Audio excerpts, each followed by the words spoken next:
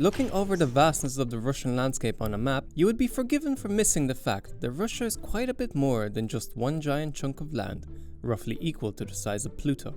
Certainly, Russia has very few islands for its size, and most definitely very few when compared to countries like Sweden, Norway, or Indonesia. Officially, Russia has 104 islands, while Sweden has 267,000, a number constantly growing, which means Sweden has more islands than the Philippines, Indonesia, Norway, Canada, and Australia combined. But while Russia lacks in numbers, it makes up for in character, usually Soviet character.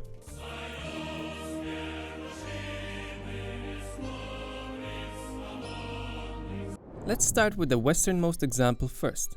Tucked away in Russia's distant northwest, far above the Arctic Circle, some 200 kilometers from the Finnish border, in the White Sea, lies the Solovetsky archipelago, an island chain with a very polarizing history. It is the home of the Solovetsky monastery, which was founded in 1436, hosting one of the first Russian sites to have been inscribed in the UNESCO World Heritage List, and still has practicing monks living inside. In the 15th and 16th centuries, the monastery extended its commercial activities, becoming an economic and political center of the White Sea region. Solovetsky also served as a fortress, armed with cannons, and held a large army garrison with the intention of protecting the region. It has seen attacks from Livonians, Swedes, and even British ships, which bombarded the islands during the Crimean War. Looking at Solovetsky up to this point in history creates a mostly positive image, a thriving monastery and an economic political hub, a glorious triumph of the Russian Empire's military history and monarchy. The picture changes somewhat in 1923. After the Bolshevik Revolution, the Soviet authorities gently closed down the monastery by burning all the wooden buildings and killing or sending the monks away to central Russia. The remaining buildings were incorporated into a prison camp, primarily intended for the opponents of the Soviet Russia's new Bolshevik regime. It became one of the earliest examples of the infamous Soviet Gulag system. In 1923, it was known as the Solovki prison camp and contained some 3,000 prisoners. By 1930, the number had jumped to about 50,000, with another 30,000 held on the mainland. In the early 1930s, many of the prisoners from the camp worked on the White Sea-Baltic Canal, one of the grandiose schemes devised by Stalin in his attempt to portray the productivity of his regime. The canal never served any practical purpose as it was dug too shallow to accommodate larger vessels. Between 12,000 and 25,000 laborers died in its creation, many of whom would have come from the Solovki Gulag. The prison had to be closed in 1939. It was situated too close to the border with Finland, providing a means of escape, and with imminent Second World War, it was turned into a naval base. Today, it is one of the main tourist attractions in Russia's northern territories. Moving some 1,300 kilometers northeast, we find Severny Island. It lies approximately 400 kilometers north of the Russian mainland, in the Arctic Ocean. It has an area of 48,900 square kilometers, making it the 30th largest island in the world. 40% of it is covered by a giant island ice cap, which is the largest glacier by area and by volume in Europe. But it is not the incredible beauty and landscape that makes this island so interesting as much as its remoteness, which meant that it was used for Soviet nuclear weapons testing between 1958 and 1961. The island was effectively Russia's equivalent of the Nevada desert, a remote backwater, an incredibly huge test facility, spurring up and giving momentum to the Cold War's arm race.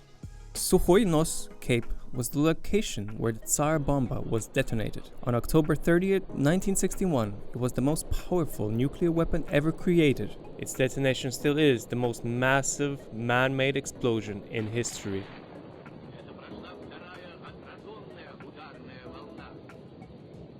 It is said that the shockwave was observed in the air at Dixon Settlement, 700 kilometers away.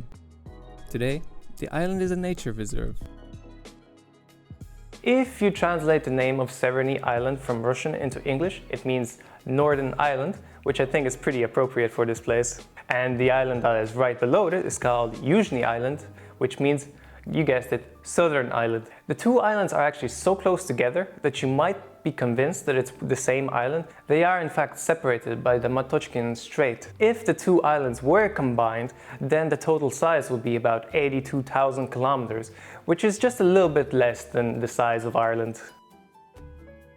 Moving east again, and stepping far away from Russia's Soviet legacy, we come to a much more pristine place, where politics and history seem to matter much less. Situated some 550 kilometers north of Ulaanbaatar, the capital of Mongolia, and northwest of the Russian city of Irkutsk, you will find Olkhon Island. It is situated in Lake Baikal, the oldest and deepest lake in the world, holding more water than all North American Great Lakes combined. The population of the island is less than 1,744 and consists mostly of Buryats, the island's aboriginal people. There are several settlements and 5 villages on the island. Historically, the territories around Lake Baikal belong to the descendants of Mongolic people. The Russians reached Lake Baikal in 1643. The territory and people were formally annexed to Russian state by treaties in 1689 and 1727.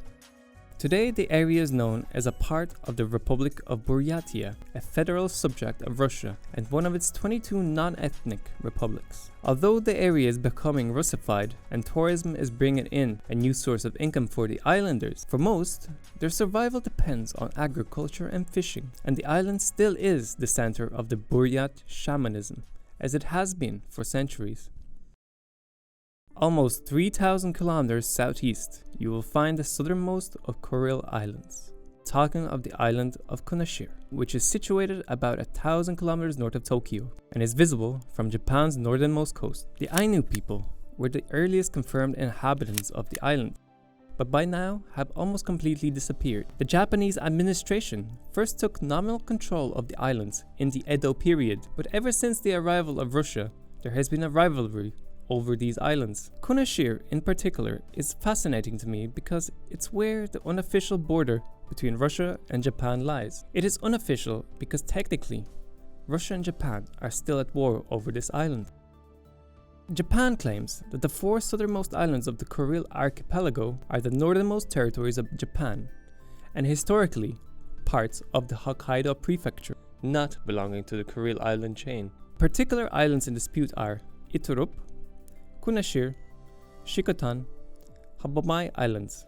Russia seized the islands in the closing days of World War II and claimed the islands as their own during the San Francisco Peace Treaty talks, and to this day still maintains the claim that the 4 above-mentioned islands are a part of the Kuril archipelago and thus belong to them.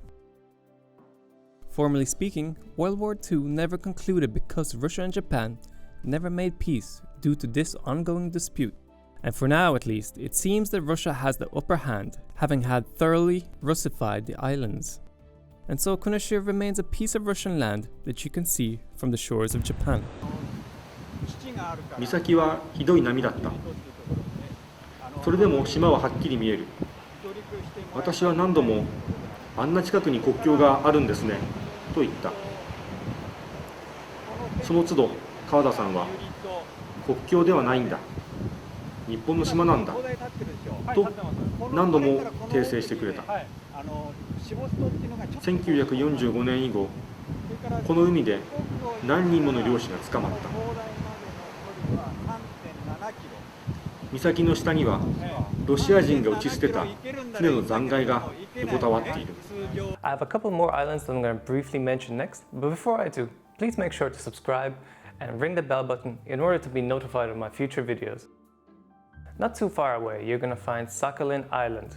It is the biggest of all Russian islands, and it's roughly equal to the size of Honshu Island in Japan. And it is another piece of territory that Japan and Russia fought over in the past.